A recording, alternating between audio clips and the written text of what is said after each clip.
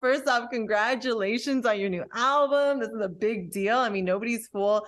And you've recorded previous studio albums and cover albums, but what made you want to set out, and start this new project? Thank you so much, by the way. Well, this is a return to my R&B roots. My first album, Hunter, was much more of an R&B sound. And after recording two back-to-back soul projects, to analog tape, old school, I felt like it was time to return to some of those R&B roots. And I grew up on music from the 90s, so I wanted that to be the vibe. Nice. And you recorded in Memphis. How much influence does the location have on your music? Memphis is obviously one of the great homes of soul music in this country, and it has so much history and such great musicians, and it's just an incredible place to slow down. I'm a New Yorker now, and everything is fast, fast, fast. And to get to Memphis and slow down and be able to create an album without rush was just incredible. It's just an inspiring place to be. Nice. Nobody's Fool But Mine is the namesake of the album and your first single. Why was this song the one for you? This song, Nobody's Fool But Mine, is to me like the epitome of the 90s slow jam. It's got all the ingredients that I love in a sexy slow jam. And we wanted to make an amazing 90s inspired video, which we did with my beautiful friend Ephraim Sykes. And yeah, it's got horns. It's got the layered background vocals. I think I did probably 20 different layers of background vocals of myself. And it's the kind of song that I love when it would come on at the end of the night.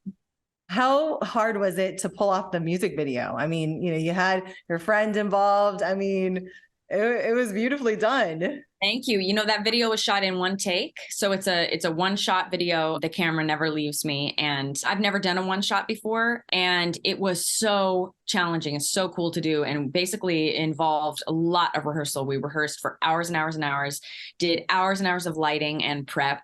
And then you end up kind of shooting it until you get it right. Was that your own kind of dream to do this?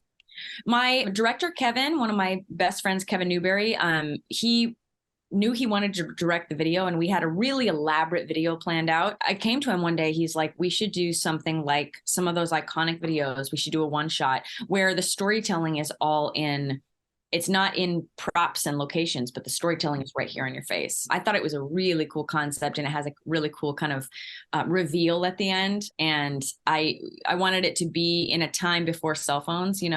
Both the videos that I shot for this album, I wanted it to maybe not have a time period, but a period before cell phones where we all were a little more present.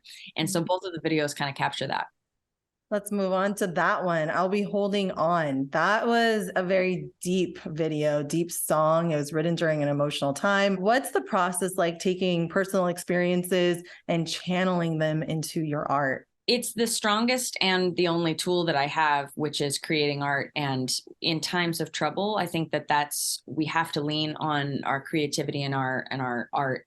And art can be so healing, and music can be so healing. And when we were in a time of grief, it brought us great comfort to try to write something that we could process our grief through. And I hope that that's what people walk away from with the video, is that they can maybe process some of their own grief and their own love while watching it. Yeah, I mean, and it's a beautiful story that just plays out in the music videos. You're acting it out. Are you comfortable doing that part in the music video because of your acting experience in theater? Oh, definitely. Yeah. Back in the day, I was a full-time actress for many, many years and did lots of commercials. And it's something that I wish I could do more of. It's so fun to return to that. And how conscious are you when crafting an album to include like different flavors while maintaining an overall continuity in the theme? I think that an album should be a really great meal, and so you want to give people, you want to really leave them full. You don't want to give them too much of the same ingredient, for sure. I also think about the live show and what that will be like. Do we have an opener? Do we have a closer? How will we do these songs live? And I think that, a great album should leave you nice and satisfied and full. So you're thinking of even the concert experience while you're creating the album? Wow. 100%. Wow. So it's almost like, what is it? The chicken comes first, the chicken or the egg? Well, I'm a live performer. I think that that's my number one skill, and I make albums so that I can tour. Hey. And you collaborated with your husband on this album, as you've done on past work. What is that kind of creative partnership like? It's not for everybody, working with your spouse. And also I'm his boss. So, he would probably have to have an earful, but it's so incredible. We're so lucky that we get to make music together. And, on these long stretches of being on the road, we get to be together. We have our dogs with us. So we have our whole little family on the road, and we write music so well together and so easily. And it's just something that really made us fall in love in the first place, was writing music. Really? Oh, that's so beautiful. What was your guys' first song that you wrote together? The first song we wrote together is called Drown, and it's on my first album. It was incredibly healing for both of us to start writing together. I think we keep getting stronger. The more you write, the stronger you get, I hope. We're so lucky to get to work together. So you've had a really impressive journey. I mean, you trained at Juilliard, you've had great success on Broadway, acting as well.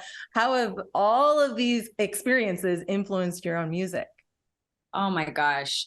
Every single one of these experiences that I've had informs where I go next. And my Juilliard training is the foundation of my technique. It's why I can travel and do, 42 shows in a row and not have any vocal problems. My Broadway experience taught me about stamina and work ethic. And every single one of these unique experiences that I've been able to have, it just makes me a stronger performer and informs what I do. What kind of reactions have you been getting from Nobody's Fool and your most recent, I'll Be Holding On? I've been really touched by the response to I'll Be Holding On.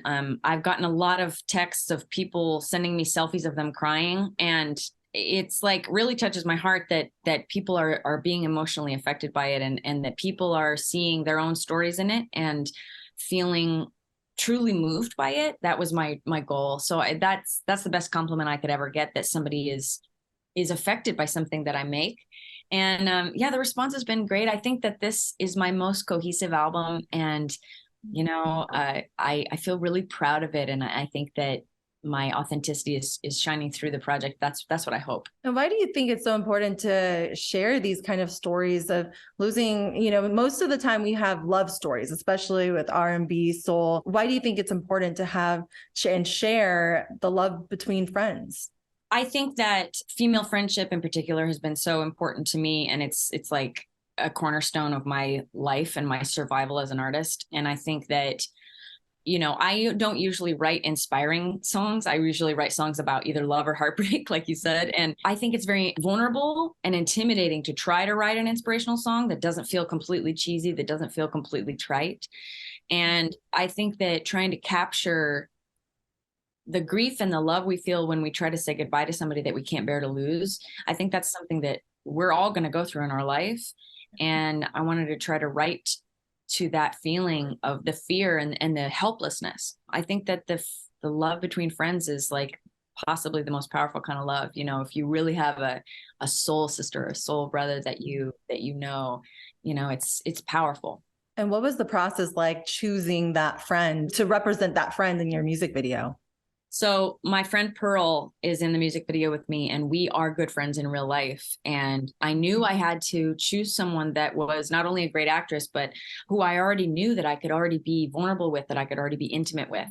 And I said to her, "Hey, Pearl, do you want to come with me for 3 days in the desert and leave your child and your husband? And there's no money in it, and it might be really, really rough and tumble." And she heard the song and she said, "Yeah, I'm in. I want to tell this story." And it's not just about who we wrote it about, but it's about Pearl, and it's about me, and it's about you, and it's about whoever is there and lets their heart go there.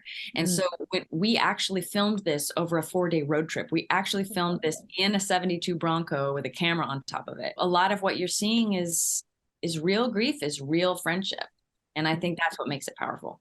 Is there any track on the album that surprises you the most, or that you're most excited for fans to listen to and hear? I guess I'm surprised. A lot of fans have been really loving the two kind of quieter, more intimate songs, which are I Waited for You and You Found Me. And I feel most confident when I'm just like belting and yelling and, the loud, sexy stuff. And so I've been really pleasantly surprised that people like the kind of softer side that I've been showing. So that's nice. I have to ask you, why do you connect so much with R&B music in particular? I mean, is there a reason behind it? Is it something that you grew up with? And is there any other genre that you also want to entertain down the road? Oh my gosh. Well, I just love soul and R&B. I mean, I grew up on it. You know, coming of age in the 90s, I just love all that music. I feel bad for kids today because they do not have what I had. And you know, who knows? I mean, I do want to make like a standards record someday. You know, all these things are connected. You know, all these, the roots of jazz are all in the blues, and the roots of R&B are all in the blues. So all these things are connected. And if something is soulful, it's interconnected with what came before it. I just want to serve that genre, you know, and want to be a part of it. And being a part of that genre of music is powerful to me. And what's next for Morgan James? Oh my gosh. Let me get through this tour. I'm going to be touring the rest of the summer and hopefully the rest of the year. Hopefully we're going to get back to Europe, and we're just going to continue to, hopefully we'll get to Canada, we'll get to Asia. I want to go everywhere and sing this music. I'm going to be traveling for the next year at least. Wow. Wow. It's a lot, but I bet it's fun, right? It is. It is. It's amazing. Yeah. Oh my goodness. Well, congratulations again. Thank you so much for taking the time out of your tour to chat with me and share everything that you did. It's so cool to connect with you. I love your story. Thank you so much for having me. Thanks for chatting with me.